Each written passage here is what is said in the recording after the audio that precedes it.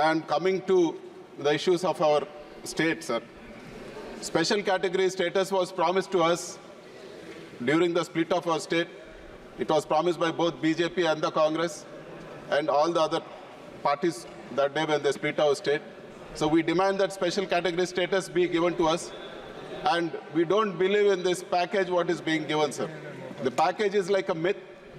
And they're just talking about one or two things which are part of AP Reorganization Act and saying this is a package. We are not acceptable for this package. And I would also like to recall that my friends from Telugu Desam Party, they spoke of a special category status from 2019 to 24. I wish they stick to the same stand and keeping aside politics. YSR Congress Party is ready to work with all other parties, including TDP, for special category status in the interest of the state, sir. We demand special category status, and it can't be replaced with a package. And also, the Honorable Finance Minister was talking about a Polavaram project. It is very true that Polavaram is a lifeline for our state. We'd like to know from the Honorable Finance Minister, though it is a national project, why the execution was given to the state government? For what reasons? NDA was in power. The whole issue, giving execution to the state government is sort of blunder for this project, sir. The whole project has been messed up, and it was accepted at 2014 rates, which is not at all acceptable. It's 10 years now. Who is going to bear the cost of the escalation? And one more, sir. We'd like to know the blunder, the cost escalation of the blunder which happened in the construction of the diaphragm wall. For any project, any dam to be built, upstream and downstream, there needs to be a coffer dam built, sir. A coffer dam, the purpose of the coffer dam is to prevent the flood during the construction so that the main dam doesn't get affected. But what happened in Polavaram project, the diaphragm wall, which is the foundation of the main dam, was built without the coffer dams being completed. Thereby the flood eroded the whole diaphragm wall, sir. If the project is built on this same diaphragm wall, it is going to affect the security and safety of the project, and it's going to lead to a huge catastrophe. Sir, I would like to know, since this diaphragm wall is damaged, who is going to bear the cost of the diaphragm wall, which has to be built parallelly, which has to be constructed again, and it's going to cost thousands of crores? Is the state going to bear this, or the center going to bear this? We don't accept this being put as a burden on the people of our state, sir. We also demand that land acquisition for Polavaram project be executed simultaneously along with the construction of the project. The delays because of these blunders should also be borne by the central government. That is our demand. And we would like to clarify, sir. The Honorable Finance Minister announced that 15,000 crores has been given for construction of Amravati. If this is a loan, who is going to bear this, and what is the advantage for the people of our state? Is it part of the FRBM limits given to our state, or is it is over and above that? So as of what we understand, it is from the taxes of our people, and what is the advantage we are going to get with this 15,000 crores? We appreciate any help being done to the state, but we demand that it should be in the form of a grant and not in a loan.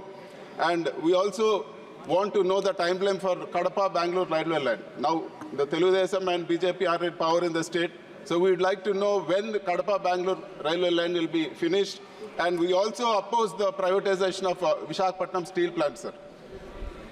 If we sell Visakhapatnam steel plant at this juncture without a proper iron ore mine, there is no way justice will be done. We demand that iron ore mines be allotted for Visakhapatnam steel plant, and the government own this. If iron ore mines are allotted to Visakhapatnam steel plant, it will be highly profitable and a big asset for our country. And we strongly oppose the privatization of Visakhapatnam steel plant.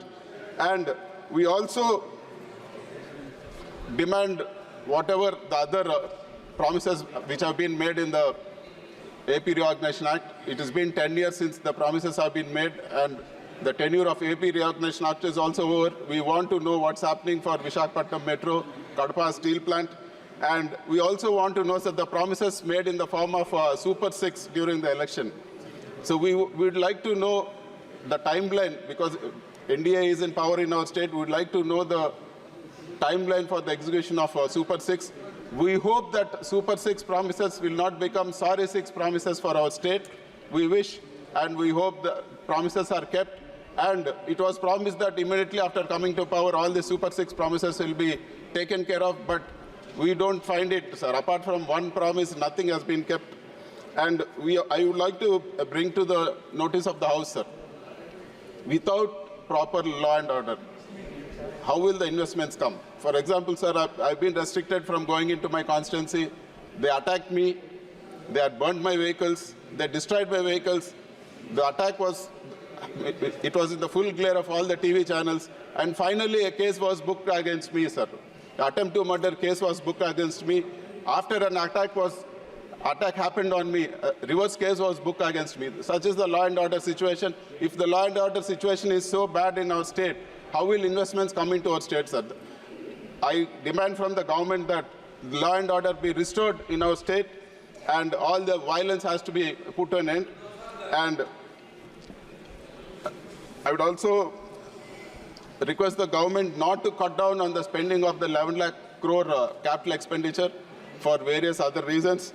And also, I demand that MSMEs be given a top priority because MSMEs constitute 30% of our GDP and 45% of our exports.